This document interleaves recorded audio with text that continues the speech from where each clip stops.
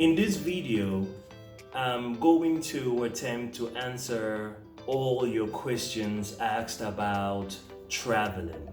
So all your frequently asked questions about anything that has to do with international travels, I'm going to attempt to answer them in this video. So if you're interested in this content, why don't you think about going down and smashing the subscribe button? And while you're down there, why don't you press that bell just beside the subscribe button so you can stay notified when we drop any new content. Why don't you hold on to that thought? I'll be right back with more. You know the way I do it when I drop lyrical. Anytime I spit lyrical, philosophical. All the niggas mimical, but they stare still on taking literal. Punchlines collateral. Maximum damage. Hello YouTube, hello Chronicles. How are you all doing today? So in this video, we're going to attempt to answer, or I am going to attempt to answer all your questions about international travel. So all frequently asked questions about international travels are going to be attempted in this video. Okay, so if you have any question, why don't you hold on to that question, and I'm sure we're going to come around to answering it. Okay, so we have a lot of questions to go through, so why don't you waste no more time and dive right into it. So number one, do I need a passport or a visa to travel abroad? So someone asks whether he needs a passport or a visa to travel abroad. Yes, you do. Yes, you need a passport and indeed a visa to travel abroad. Okay, I'm going to tell you something that happened to me. Now, when I was on my way back to Nigeria from England, I lost my international passport. Okay, so I thought I lost my international passport, and I was supposed to be the last person to board the flight. What happened was I was at baggage control, because you have to check your baggage to make sure you're within the weight limit. So I checked all my boxes. I had two big boxes. I checked the first one, literally empty the first one.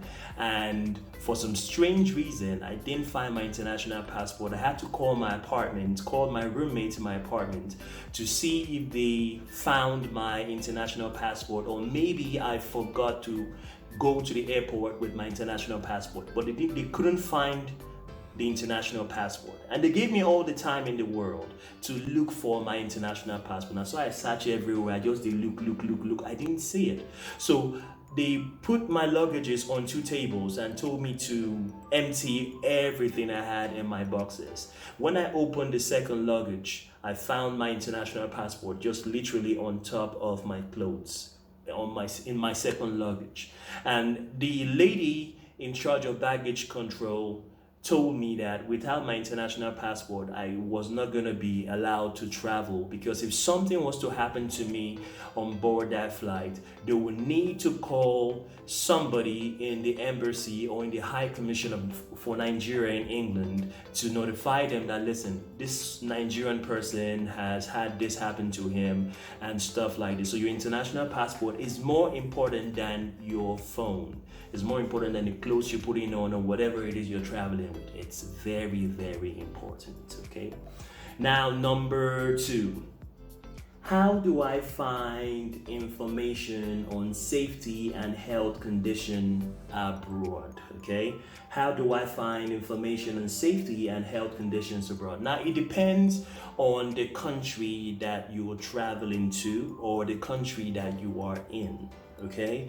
Usually, every country has a website where foreigners can log on to and find out whatever regulation or that has to do with safety or health condition for people traveling to that country. And if you can't find a country's website, usually most countries have their embassy website, okay, or the website for their High Commission.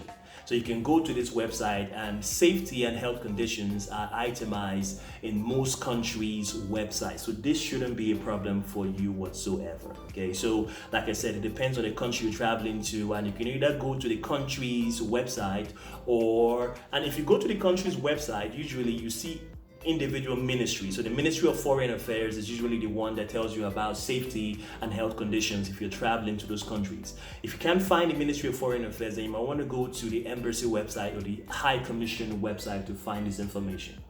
Now, number 3, how can I let people know how to get in touch with me in case of an emergency? What's wrong with me today? How can I let people know how to get in touch with me in case of an emergency? Now, I know we live in the social media era. I'm not really that much of a social media person, so I do this kind of stuff old school. Okay, now what you could do is, obviously you're gonna have your Instagram account or your Facebook account or your Twitter account or whatever social media platform that you're active in. You could send your folks, when I mean your folks, I mean your family members, your mom, your dad, your brothers, your sisters. You can notify them that, listen, I just touched down in England, I touched down in Wales, in Scotland, in Canada, in America, and I'm currently in London, I'm currently in New York, I'm currently in Alberta, whatever city you are in. Or you could do it the way I normally do it, or the way they do it at the old school way of my people. What I do is, when I arrive in a new country, I use my localized network. So for example, in Nigeria, I use my MTN. I roam with my MTN in England or whatever country I travel to, and I inform my wife or my son or my mother, whoever I want to inform where I am and whether I arrived the country safely. I call them and I roam with the network. With my local network, I roam with a network in the foreign country, and I call them on the phone. This is before I get my new SIM card and stuff. So I call them and I tell them where I am and whether I arrived safely. So it's very simple. It shouldn't be a problem for you. So you either decide to go on Facebook, Instagram, and slide into the DMs of your family members and inform them, or you could just roam before you get your line. Now, I think we are in number 4. Do I need special shots, medications, or other health precautions in order to travel abroad? Yes, you do. Okay, this is very, very important. Okay, this is very, very serious, because we are in the pandemic era. Okay, we thought by now we'll be out of the woods, but the more we think that we're almost out of the woods, new variants come out and we get even deeper into the woods. You need to get your vaccine shots. You need to update your vaccine shots. So for example, I'll give you an example, okay? My last daughter, my last child has not finished taking all her shots. I'm talking about her vaccination. So if she wants to travel, she's not gonna be granted visa. It's very, very important that you take all your shots. And different countries have different requirements. Now, obviously, due to the COVID-19 pandemic that we're still in, you need to take your 2 shots and you need to take a booster shot and get your vaccination card that shows that you've taken all your shots. Carry out your PCR test to prove that you're negative and you don't have COVID. And you also need to get other shots. Now, you need to go to the country's website or check out the Ministry of Foreign Affairs website for the country you plan to go to know the particular shots that they're particular about. Too many particulars, but you know what I mean. If you don't find this information in the Ministry of Foreign Affairs website, you might want to check out the embassy website or the High Commission website to know the shots you need to take. But guys, it's very important, the special shots that you need to take, and the shots to take depends on the country that you are traveling to. But because we're in the pandemic times, you need to take your 2 shots, your 2 COVID vaccine shots and your booster shots, and you need to get the card that confirms that you've taken these shots. Now, where are we? Are we number 5? I think we're number 5. Will my health insurance cover me while abroad? If not, how do I get health insurance? Okay, now this is a very, very important question. It depends on what you're traveling for. Are you traveling because you want to go abroad to study? Or are you traveling for business? Or are you traveling for vacation? It depends, okay? If you are traveling for education, usually your tuition fee has a surcharge under it that covers you for healthcare insurance. I'll give you a story. When I was studying in England, on a particular Friday, because I was studying and I was working at the same time, so my workmates and I decided to go out in a blaze of glory, hit the clubs and all that kind of stuff. So I drink well. I drink well, my people. I soaked myself in liquor, drank a lot of Scotch whiskey, and I was wasted before I even got to town. And the bouncers didn't let me in. Suffice to say, I passed out on the pavement, and the police came and picked me up. So I was fortunate enough that one of my course mates, one of my close friends, was there to identify me as one of his classmates in uni. But I also had my ID card that also proved to the police officers that what this person was saying was not a lie. I was actually from the said uni that he was trying to confirm. When I went to the hospital, I was detoxified, and after all the treatments, I wasn't charged a dime. So my healthcare insurance covered me for that treatment. But if you're traveling for business, what's wrong with this laptop? If you're traveling for business, you need to realize that you need to indicate whether you want to be covered for healthcare insurance or not. It means you're going to have to pay more money. Okay, so you need to indicate, and it depends on the duration of time you're going to spend in this country that you're traveling to. Obviously, if you're going to stay there for up to 3 to 6 months, you want to have health insurance just in case you get the flu or something, or maybe you contact COVID or something like this. Okay, but if you're going to stay there for a very short time, I don't see any need that you take out a healthcare insurance in a new country. Now, if you're traveling for vacation, you don't need to take healthcare insurance at all when you're traveling. You just need to pay for any treatment abroad out of pocket. But if you have a travel agent or a travel agency that you're working with, it might be a good idea to ask them about the healthcare insurance that are available for you for the country that you're traveling to, because different countries have different health care insurance scheme. Okay, I hope I've answered that question correctly. Now, I think we are in number 6. Where can I find the cheapest airfares? Where can I buy rail pass? Okay, now we have a lot of questions to cover, guys. I think I'll try to squeeze all the answers into this one video, but just in case the video goes too long, because I usually like my videos to be very short, just in case this video goes too long, I might have to cut it into a part 2, so look out for that. Okay, if I can contain all the answers into this one video, happy days. But if I cannot, there's gonna be 2 videos. I hope I won't bore you guys. Hopefully it should be fun. Okay, so let's take the question one more time. Where can I find the cheapest airfares? Where can I buy a rail pass? Now, it depends on the country that you are traveling from.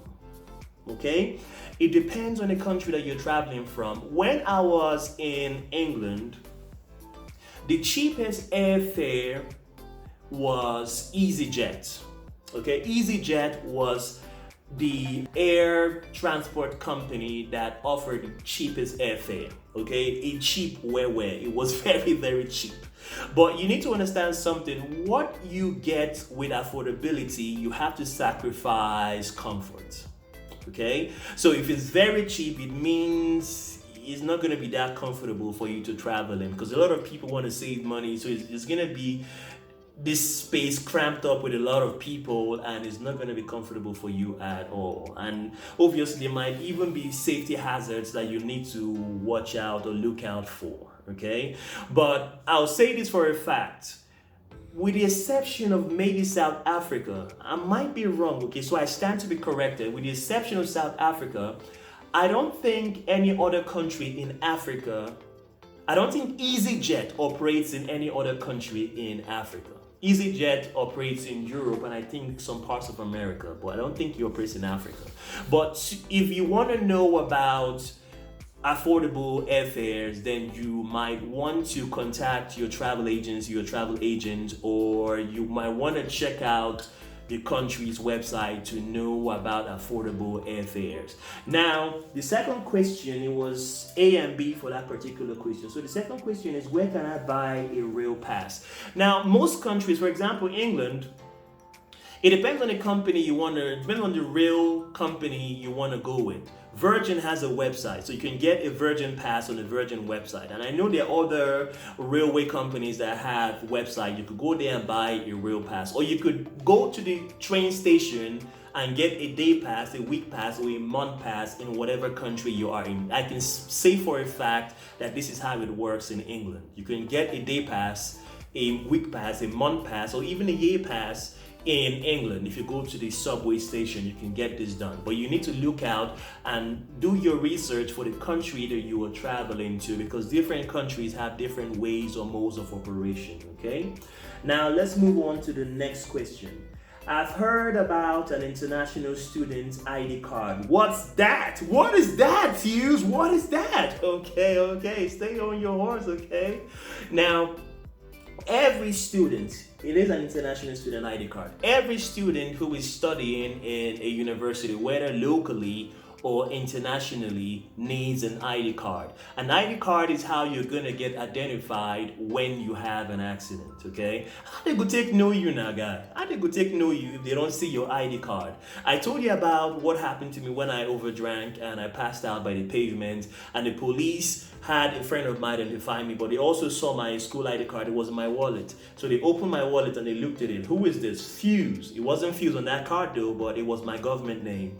And they looked at it and they said, oh, okay, it's you. Your same face, name, okay, it's him, it's correct. So they need your ID card to know who you are, where you're coming from, and what you're doing in that city if you're not a native or you're not a local to that particular county. Okay, so your ID card is a means of identification for you. And if you're in uni, your ID card is what you go to the library to borrow books and to photocopy stuff and all that stuff. So it's very, very important that you get an ID card if you are studying in a different country. If you're working, your ID card is going to be your company badge and your company card, okay?